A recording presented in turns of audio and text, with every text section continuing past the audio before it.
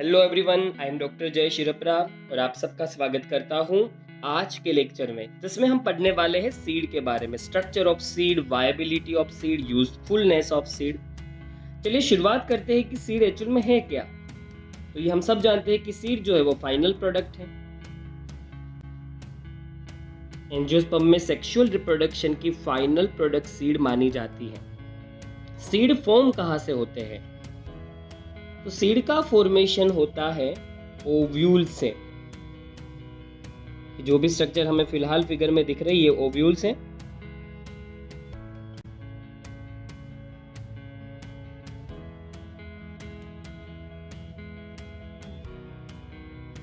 तो ये tiny structure जो है वो सीड में कन्वर्ट हो जाएंगे और ये है ओव्यूल। तो यहाँ देखिए हमें टाइनी स्ट्रक्चर दिखाए हुए हैं। ये स्ट्रक्चर ओवरी के अंदर आए हुए हैं और इसको हम ओव्यूल नाम देंगे। फर्टिलाइज होने के बाद यही ओव्यूल कन्वर्ट हो जाते हैं सीड्स के अंदर, इसलिए ओव्यूल और कुछ नहीं है, वो फ्यूचर सीड है। और सीड को आप कह सकते हैं कि वो फर्टिलाइज्ड ओव्यूल है। ओव्यूल्स आए हुए हैं ओवेरी के अंदर। तो ये जो स्ट्रक्चर है वो ओवेरी का है। अगर ovules after the fertilization seed में कन्वर्ट हो जाते हैं, सीड को हमने फर्टिलाइज्ड ओव्यूल कहा है, तो जो ओवेरी है वो आफ्टर द फर्टिलाइजेशन फ्रूट में कन्वर्ट हो जाती है।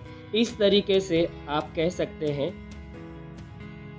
कि ओव्यूल सीड और ओवेरी फ्रूट्स में कन्वर्ट होगी आफ्टर द फर्टिलाइजेशन। हम सीड के स्ट्रक्चर में पढ़ेंगे सीड कोट, कोटिलेडन और एम्ब्रियो एक्सिस। मोस्टली एक टिपिकल सीड में ये तीन कंटेंट्स देखने को मिलते हैं, सीड कोट, कोटिलेडन और एम्ब्रियो एक्सिस। तीनों ही आप पढ़ चुके हैं एम्ब्रियो के अंदर। वही सेम चीज़ है कि जैसे ही ओव्यूल फर्टिलाइज हो जाएगा तो ओव्यूल सीड में कन्वर्ट होगा और एम्ब्रियो से जो है उसके अंदर जो जाइगोट है वो फॉर्म करेगा एम्ब्रियो।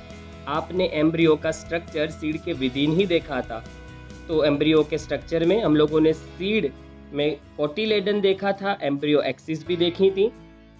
सीड कोट कैसा होता है वो हम आगे की स्लाइड्स में देखेंगे। तो कोटिलेडन्स किसको कहते हैं? कोटिलेडन्स ऑलरेडी हम पढ़ चुके हैं। कोटिलेडन एक सिंपल स्ट्रक्चर है और जनरली ये काफ़ी ठीक होते हैं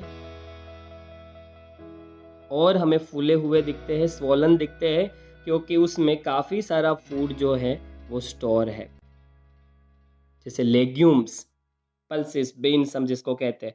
तो यहाँ पर आपको कोटिलेडन का स्ट्रक्चर दिखा है। चलिए उसको हाईलाइट करके समझते हैं कोटिलेडन यहाँ कहाँ पर है।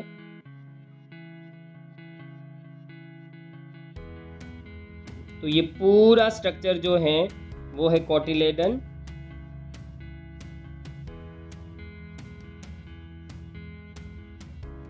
तो ये स्ट्रक्चर को हम कोटिलेडन कहेंगे। ये स्ट्रक्चर सीड का एक सबसे बड़ा पार्ट है। मेजॉरिटी स्पेस जो है वो ऑक्यूपाई कर लेता है। तो देखिए ये है कोटिलेडन, यहाँ फूड स्टोर होता है। और याद रखिए ये स्टोर किया हुआ फूड यूज कहाँ करना है। तो इसके अंदर एम्ब्रियो है, देखिए ये एम्ब्रियो का पोर्शन हमें दिखा रखा है। और जो एम्ब्रियो है उसको नरिशमेंट चाहिए। जब भी आप सीड जमीन में डालेंगे तो तुरंत ही प्लांट फोटोसिंथेसिस शुरू नहीं कर सकता, क्योंकि मैं आपको बता दूं लीव्स का फॉर्मेशन जरूरी है। जब तक लीव्स जमीन के बाहर नहीं आते तब तक फोटोसिंथेसिस शुरू नहीं होगा। तो एम्ब्रियो को पहले रूट बनाना पड़ेगा रेडिकल से। एम्ब्रियो में जो प्रीमोर्डियम है, लीफ प्लूम्यूल है, उससे फॉर्मेशन होगा लीव्स का और शूट का। और जब तक वो लीव्स जमीन के बाहर नहीं आते तब तक फोटोसिंथेसिस शुरू नहीं हो पाएगा और अल्टीमेटली प्लांट अपना फूड खुद ब खुद नहीं बना पाएगा। इस वजह से यहाँ पर एम्ब्रियो जब रूट बनाएगा, जब शूट बनाएगा, जब वो लीव्स फॉर्म करेगा, तब उसको फूड की ज़रूरत है। और वो फूड कोटिलेडन होता है जो सप्लाई करता है एम्ब्रियो को। तो कोटिलेडन जो है वो एम्ब्रियो को क्या सप्लाई करता है? एम्ब्रियो को सप्लाई करता है फूड, मतलब कि न्यूट्रिएंट, और बाद में एम्ब्रियो है वो फॉर्म कर देता है एक प्लांट। और इस तरीके से सीड का जर्मिनेशन होगा। ये रिक्वायरमेंट है। कोटिलेडन का इम्पोर्टेंस ये है, कोटिलेडन में फूड जो स्टोर है उसका क्या पर्पस है वो भी हमने देखा, कोटिलेडन किस हिस्से को कहेंगे ये भी हम लोगों ने देखा। अब बात करते हैं पेरिस्पर्म।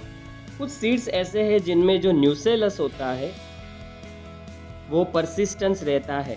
अब परसिस्टेंट न्यूसेलस वैसे बहुत रेयर होता है, बाकी न्यूसेलस खत्म हो जाता है। न्यूसेलस सीड के अंदर आफ्टर द मैच्योरेशन देखने को नहीं मिलता। ये न्यूसेलस क्या होता है तो मैं आपको बता दूं, न्यूसेलस वो हिस्सा होता है जो एम्ब्रियो सेक को कवर करता है।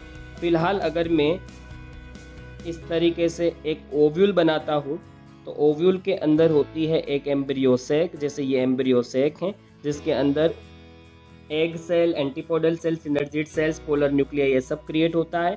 और यहीं एम्ब्रियो सेक के आसपास की जो ये लेयर्स हैं जो मैं ग्रीन कलर से दिखा रहा हूँ ये है न्यूसेलस। तो एम्ब्रियो सेक जिससे फॉर्म होती है वो न्यूसेलस है। एम्ब्रियो सेक के फॉर्मेशन में, एम्ब्रियो सेक के डेवलपमेंट के लिए जो न्यूट्रिशन देने का काम करता है वो न्यूसेलस है। इसलिए जैसे जैसे एम्ब्रियो सेक डेवलप होती है वैसे न्यूसेलस खत्म हो जाता है और सीड के मैच्योर होने के बाद तो न्यूसेलस बिल्कुल ही नहीं रहता, मोस्टली एंडोस्पर्म की तरह। पर कुछ सीड ऐसे हैं जिसमें nucellus after the maturation seed में परसिस्टेंट पाया जाता है और फिर उस न्यूसेलस के लिए हम वर्ड यूज करेंगे पेरिस्पर्म। कौन कौन से ऐसे सीड्स हैं स्पीशीज के जिनमें पेरिस्पर्म देखने को मिलता है तो एग्जाम्पल्स है ब्लैक पेपर और सेकेंड एग्जाम्पल है beat.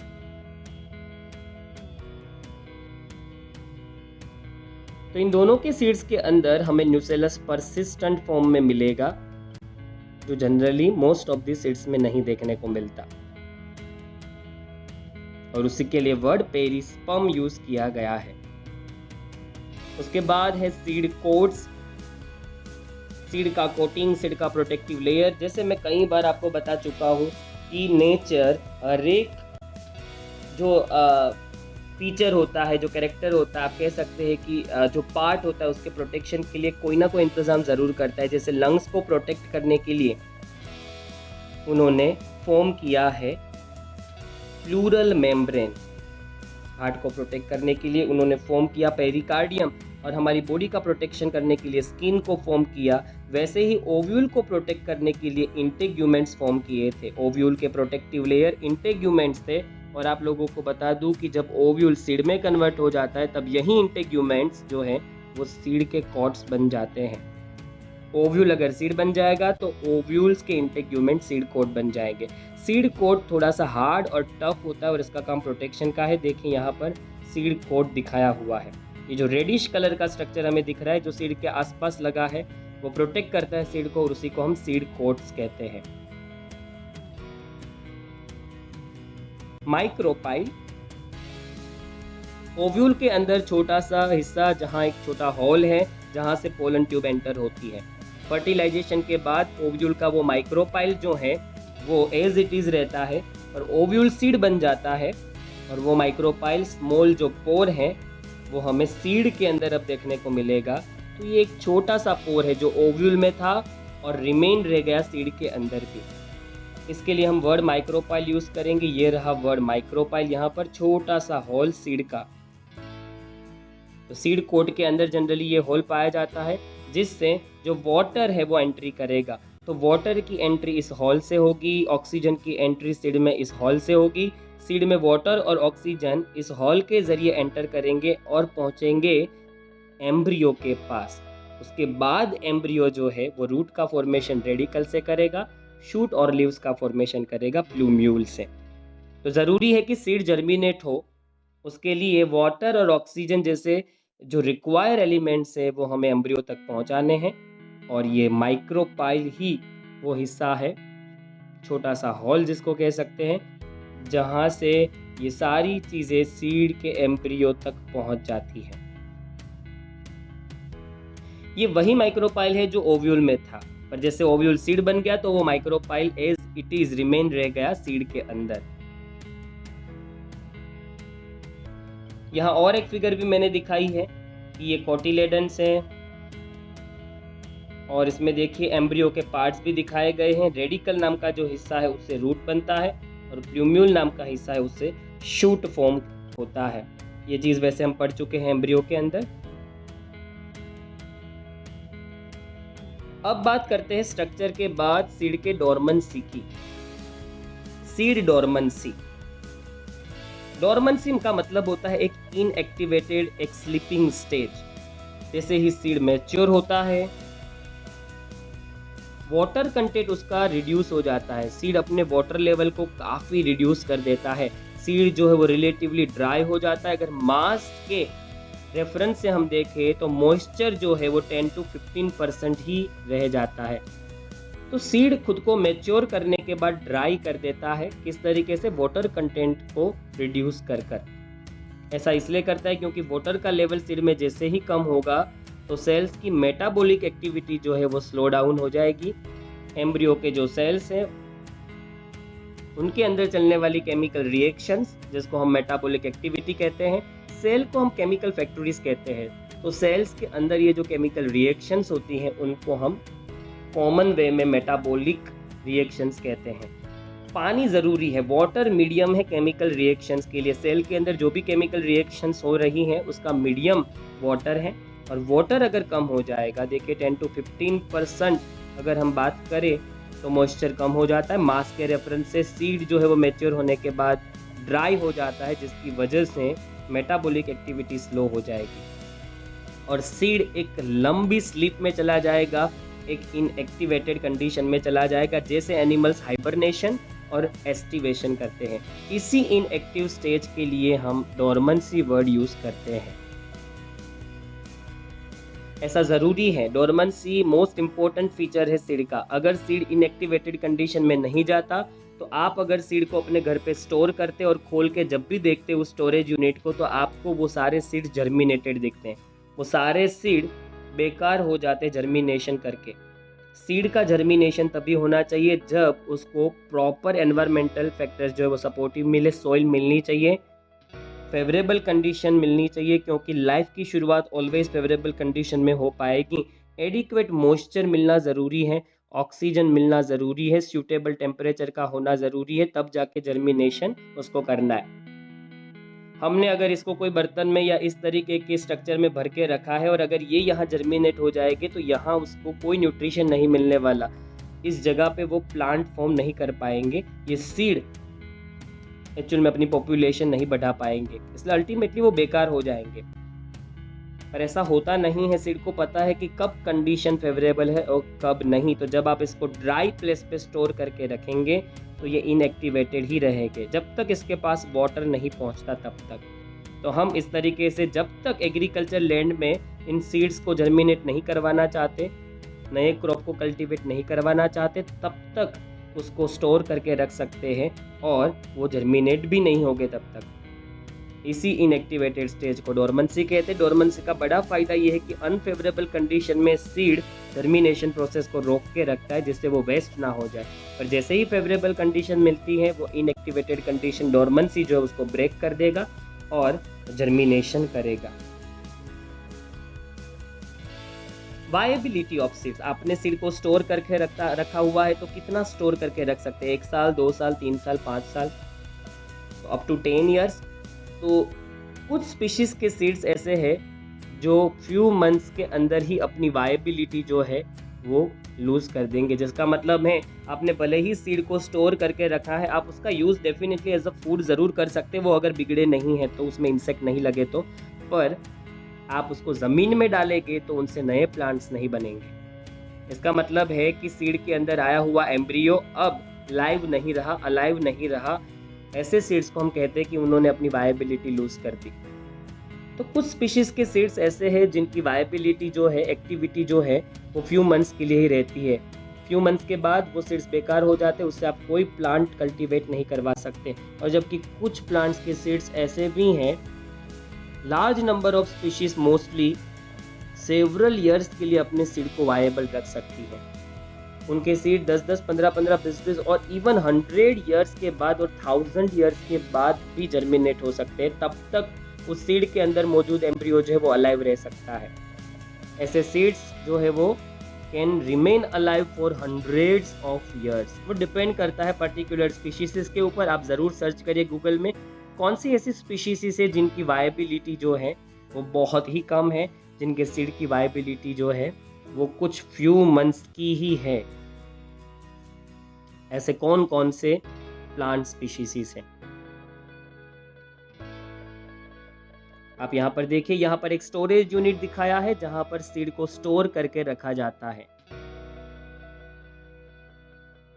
The oldest is that of lupin. Lupin की अगर बात करें, जिसका एक्चुअल नाम है ल्यूपिनस आर्कटिकस, क्योंकि वो आर्कटिक टुंड्रा से एक्सकेवेट किया गया था, ये ओल्डेस्ट सीड माना जाता है। इसका रिकॉर्ड है 10,000 ईयर्स ऑफ डोरमेंसी का। 10,000 12,000 साल पहले तो जस्ट एग्रीकल्चर शुरू हुआ था। ये तो वो वक्त था जब हमारे पूर्वज, हमारे एंसेस्टर, आदि मानव, उन्होंने एग्रीकल्चर को शुरू किया था। उस वक्त का ये ल्यूपिनस आर्कटिकस जो स्पीशीज है उसका सीड मैंने यहाँ पर वो स्पीशीज भी दिखाई है। ये ल्यूपिनस आर्कटिकस है। इसके ब्यूटीफुल फ्लावर्स की वजह से ये जाने जाते हैं। और ये स्पीशीज 10,000 साल पहले का सीड जो है उसको डोरमेंसी में रखी हुई थी। आप सब जानते हैं कि 10,000 सालों में तो इस प्लांट ने काफ़ी बड़ा इवोल्यूशन कर लिया होगा, पर आपको 10,000 साल पुराना सीड मिल गया, वो जर्मिनेट भी हो गया, तो अब पता चलेगा कि 10,000 साल पहले ये ल्यूपिनस आर्कटिकस नाम का प्लांट कैसा था और उसके फीचर्स कैसे थे और आज उनमें क्या बदलाव आया है। दोनों को कंपेयर करके आप इवोल्यूशन की स्टडी भी कर सकते हैं। तो इवोल्यूशन के एंगल से, रिसर्च के एंगल से भी ये बहुत इंपॉर्टेंट है। पुराने समय की कुछ स्पीशीज के सीड्स हमें आज भी मिल सकते हैं और वो शायद जर्मिनेट भी हो जाए, तो हमें उन स्पीशीज के बारे में पता चलेगा, प्लांट्स की, जो आज शायद एक्सटिंक्ट हो चुकी है। तो वायबिलिटी का ये फायदा है। Recent record of 2000 years old viable seed is of date palm. हमें रिसेंट में अगर हम बात करें तो डेट पाम का, पुराने पाम का, ये पाम ट्री है, उसका सीड मिल चुका है और वो 2000 साल पुराना है। साइंटिफिक नेम अगर हम कहें तो पाम का है फिनिक्स डेक्टिलीफेरा। ये डेट पाम के लिए वर्ड दिया गया है। आर्कियोलॉजिकल एक्सकेवेशन जब चल रहा था किंग हेरोल्ड के पैलेस पे, मैंने आपको वो हिस्सा भी दिखाया है। यहाँ पर जो आपको लोकेशन दिखाई है ये डेड सी के नज़दीक पाई जाने वाली लोकेशन है और वहाँ पर किला पाया जाता है किंग हेरोल्ड का। उसका किंग हेरोल्ड का पैलेस था, ये उसका पैलेस है। और उस पैलेस के एक्सकेवेशन के वक्त हमें कुछ सीड मिले जो फिनिक्स डेक्टिलीफेरा मतलब पाम के थे, और जब हमने कार्बन डेटिंग से देखा तो पता चला वो 2000 साल पुराने थे। और जर्मिनेट होने पर हमें ये भी पता चलेगा कि 2000 साल पुराना ये जो सीड है वो हमें ये शो करेगा कि 2000 ईयर्स बिफोर जो पाम है वो कैसे दिखते थे और आज इनके लुक्स में, अपीयरेंस में और स्ट्रक्चर में इवोल्यूशन या एडेप्टेशन की वजह से क्या क्या बदलाव आए। एडवांटेजेस क्या है, यूजफुलनेस क्या है? तो देखिए बहुत सारे एडवांटेजेस हैं सीड्स के एंजियोस्पर्म के अंदर। अगर हम देखें तो ये हम सब जानते हैं कि पोलिनेशन होता है जिसमें पोलन ग्रेन्स ट्रांसफर होती है और पोलन ग्रेन्स के ट्रांसफर होने के बाद फर्टिलाइजेशन प्रोसेस होती है। Such as pollination and fertilization are independent of water. यहाँ पर हम कह सकते हैं कि ब्रायोफाइट्स, टेरिडोफाइट्स की तरह, आल्गी की तरह पोलिनेशन के लिए, गैमेट ट्रांसफर के लिए, फर्टिलाइजेशन के लिए वाटर की नीड नहीं है। फ्रॉग के अंदर जैसे ओवम और स्पर्म के फ्यूजन के लिए वाटर मीडियम बनता है, वैसे हमें मोस्टली ज़रूरत नहीं पड़ती एंजियोस्पर्म के अंदर, इंडिपेंडेंट है हम वाटर से।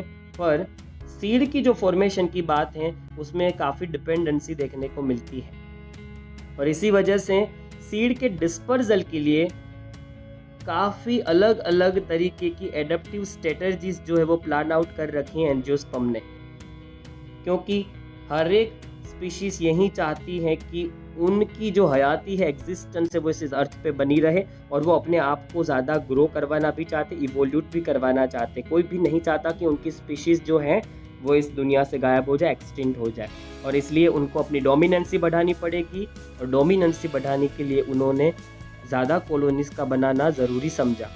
जितना ज़्यादा पॉपुलेशन है उतनी डोमिनेंसी ज़्यादा रहेगी और अपनी कॉलोनी, अपने नंबर्स हम तभी बढ़ा सकते हैं जब हम ज़्यादा से ज़्यादा सीड बनाएंगे और उन सीड को हमें डिस्पर्स करना है और पहुंचाना है न्यू हैबिटेट पे, जहां पर पर्टिकुलर प्लांट की कोई स्पीशीज नहीं है, वहां इस सीड को पहुंचाना है। ऐसी नई जगह पे सीड को पहुंचाना है जहां पर उनकी पॉपुलेशन नहीं है। वो ऐसी जगहों को भी एक्सप्लोर करना चाहता है जहां पर उनके कोई मेंबर्स नहीं हैं। इसके लिए उनको सीड्स जो है उसको डिस्पर्स करना पड़ेगा, उनको फैलाना पड़ेगा। उनके लिए डिफरेंट डिफरेंट एडेप्टिव मैकेनिज्म है, और एक मैकेनिज्म मैंने यहाँ पर फिगर में दिखाई है, आप ध्यान से देखें। ये कैलोट्रॉपिस नाम के प्लांट के फ्रूट में से निकलने वाले सीड है। कैलोट्रॉपिस वो प्लांट है जिसके फ्लावर्स को हनुमान जी को चढ़ाया जाता है। यहाँ पर आपको जो दिख रहा है स्ट्रक्चर, इसके बीच में ये जो स्ट्रक्चर है वो उनके सीड है। इनमें कैसा देखने को मिलता है, इस तरीके का बीच में एक छोटा सा सीड स्ट्रक्चर होता है, ब्लैकिश कलर का ये स्ट्रक्चर होता है। मैं तो फिर भी बहुत बड़ा बना रहा हूँ, और उसके आसपास एकदम वाइटिश कलर के फाइब्रस स्ट्रक्चर है। उसको वाइट तो अपने दिखा नहीं सकते यहाँ पर, इसलिए रेड कलर से दिखा रहा हूँ। इस तरीके के इसमें स्ट्रक्चर बनेंगे, और बहुत सारे स्ट्रक्चर होंगे और बहुत पतले पतले होंगे, और ऐसा एक स्ट्रक्चर बनेगा। ये इतने पतले फाइबर होंगे कि एयर की मदद से, ये एयर की हेल्प से विंड के साथ खुद को फ्लो करवा के लेके जाएंगे, और जहाँ हवा जाएगी वहाँ ये उड़ के पहुँच जाएंगे। और इस तरीके से जहाँ पर फिजिकली सीड्स का पहुँचना इम्पॉसिबल था, वहाँ एयर के जरिए इन्होंने अपने सीड्स का डिस्पर्सल करवा दिया, और ऐसी लोकेशन पे सीड को पहुँचा दिया जहाँ उनके इंडिविजुअल्स अवेलेबल नहीं थे। इस तरीके से एक नई लोकेलिटी, नए रीजन पे इस प्लांट का फॉर्मेशन शुरू हो गया। ये एडवांटेजेस है सीड का। उसके बाद अगर हम देखें तो सफिशिएंट फूड रिजर्व इनमें होता है। हम सब जानते हैं कि सीड का इस्तेमाल हम फूड के लिए करते हैं। तो ये जो पोर्शन है कोटिलेडन जिसको हम कहते हैं, उसके अंदर ढेर सारा फूड स्टोर होता है। ये पोर्शन कोटिलेडन का है, और ये जो हिस्सा है जिसको हम कोटिलेडन कहते हैं, उसमें बहुत सारा फूड स्टोर होता है। वो हम एज अ फूड यूज़ करते हैं, और ना हम यूज़ करते हैं, पर प्लांट जब जर्मिनेट कर रहा होता है तब उसको भी यूज़ करना है। जैसे मैंने आपको बताया था कि सीड जब जर्मिनेशन कर रहा होता है, तो जब तक उसके लीव्स ज़मीन के बाहर नहीं आ जाते तब तक फोटोसिंथेसिस नहीं कर पाएगा। तो जब वो फोटोसिंथेसिस शुरू करेगा तब तक जो नए रूट्स फॉर्म करने की बात है, नए लीव्स या शूट फॉर्म करने की बात है, उसके लिए नए सेल्स बनाने पड़ेंगे, और उन सब के लिए न्यूट्रिशन आएगा इधर से कोटिलेडन से। तो इस तरीके से कोटिलेडन का काम है, ये फंक्शन है। और उसके बाद आप ये भी जानते हैं कि सीड के ऊपर एकदम हार्ड सीड कोट होता है जो प्रोटेक्ट करता है ना सिर्फ सीड को, पर सीड के अंदर छुपा हुआ है यंग एम्ब्रियो, उसको भी। तो ये एम्ब्रियो यहाँ दिखा रखा है। सीड के कोटिलेडन्स के बीच में सीड कोट होते हैं, और मैं आपको ये भी बता दूं कि यहाँ पर ये जो एम्ब्रियो है वो सीड के अंदर होगा। इस तरीके से सीड कोट एम्ब्रियो को प्रोटेक्ट कर देगा। हम सब जानते हैं कि ये एम्ब्रियो ही एक्चुअल में प्लांट का बेबी है, यही सेक्सुअल रिप्रोडक्शन की फाइनल प्रोडक्ट है, और इसी से नया प्लांट फॉर्म होने वाला है, इसलिए इसका प्रोटेक्शन बहुत इंपॉर्टेंट है। तो ना सिर्फ cotyledon, seed coat young embryo को भी प्रोटेक्ट करेगा। They generate new genetic combination leading to variation. हम सब जानते हैं कि सेक्सुअल रिप्रोडक्शन जो होता है उसमें जेनेटिकल रिकॉम्बिनेशन देखने को मिलता है। सेक्सुअल रिप्रोडक्शन में क्लोन या तो आइडेंटिकल कॉपीज क्रिएट होती है जिससे वेरिएशंस उतरे नहीं हो पाते। Genetical combinations always sexual reproduction में देखने को मिलता है, क्योंकि गैमेट्स फॉर्म करने के लिए ओवम और स्पर्म सेल्स को प्रोड्यूस करने के लिए मियोसिस नाम का डिवीजन होता है, जिसमें आप लोगों ने पढ़ा था कि प्रोफेज 1 के अंदर एक फेज आता है, जिस फेज के अंदर जेनेटिक्स जो है वो एक्सचेंज होता है, और उसी वजह से एक नए वेरिएशन की पॉसिबिलिटी यहाँ क्रिएट होती है। और वेरिएशंस जो है वो तो एक्चुअल में बेस हैं इवोल्यूशन के। स्पीशिएशन के चांस, नई स्पीशीज के फॉर्मेशन के चांस, या इवोल्यूशन की स्पीड इंक्रीज होने के चांस बढ़ जाते हैं जब वेरिएशंस प्रोड्यूस होते हैं। यही रीज़न है कि हाईली डेवलप जो स्पीशीज हैं, चाहे एनिमल की हो या प्लांट की हो, उन्होंने वेरिएशंस को ध्यान में रखते हुए सेक्सुअल रिप्रोडक्शन को ही प्रीफर किया। ये हमारा लास्ट पॉइंट है सीड के स्ट्रक्चर के अंदर। सीड का बहुत बड़ा यूज है एग्रीकल्चर इंडस्ट्री के अंदर। हम सब जानते हैं कि हम लोग अपने फार्म में क्रॉप कल्टीवेट करते हैं, वो सीड के जरिए ही करते हैं। हम लोग मैच्योर सीड का यूज करते हैं कल्टीवेशन करने के लिए। और हम उन सीड को कहाँ भर के रखते हैं? स्टोरेज यूनिट में, जहाँ वो जर्मिनेट भी नहीं होते क्योंकि डोरमेंसी है। डोरमेंसी में मैं आपको बता चुका हूँ कि जब तक आप उस सीड को ड्राई प्लेस में स्टोर करेंगे, जब तक उसको ह्यूमिडिटी, वाटर जैसी चीज़ें नहीं मिलती, तब तक वो जर्मिनेट नहीं होगा। पर जैसे ही आप इन सीड्स को अपने फार्म में डालेंगे, तो सॉइल के कांटेक्ट में आने के बाद, वाटर के कांटेक्ट में आने के बाद वो जर्मिनेट होंगे। और इस तरीके से आप इन सीड्स को सालों साल स्टोर भी कर सकते हैं और इन्हीं सीड्स के ज़रिए आप फूड प्रोड्यूस करवा सकते हैं, आप क्रॉप कल्टीवेट करवा सकते हैं। इस साल जो आपका क्रॉप कल्टीवेट हुआ है, उसके सीड को आप स्टोरेज यूनिट में स्टोर करके रख सकते हैं। और डोरमेंसी की वजह से ये सीड तब तक जर्मिनेट नहीं होंगे जब तक आप ज़मीन में इसको डालोगे नहीं और वाटर पहुंचाओगे नहीं। तो नेक्स्ट सीज़न तक आप नए क्रॉप को कल्टीवेट करने के लिए इन सीड्स को प्रिजर्व करके रख सकते हैं। ये एडवांटेजेस एग्रीकल्चर में। और मैं भी बता चुका हूँ आगे आपको कि हमारे खाने के लिए भी बहुत ज़रूरी न्यूट्रिशंस हमें सीड्स से मिलते हैं। पल्सेस, बीन्स, ग्रेन्स, इनके सीड्स हम एज अ फूड यूज़ करते हैं। तो ये यूज़फुलनेस और एडवांटेजेस हैं एंजियोस्पर्म के सीड की। तो हमने यहाँ पर सीड का स्ट्रक्चर देखा, उनकी वायबिलिटी देखी, हमने एडवांटेजेस और यूज़फुलनेस भी देखा। और अब नेक्स्ट लेक्चर में हम मिलेंगे फ्रूट के साथ। देखिए, सीड तो हम समझ चुके हैं कि ओव्यूल्स में से सीड बन गए, तो ओवरी से अब बनता है फ्रूट। तो फ्रूट कैसे फॉर्म होता है, फ्रूट के कौन से टाइप्स होते हैं, इसके बारे में डिस्कस करेंगे नेक्स्ट लेक्चर में। तो इसी के साथ ये लेक्चर यहीं पर ख़त्म करते हैं और मिलते हैं नेक्स्ट लेक्चर में फ्रूट्स के टॉपिक के साथ।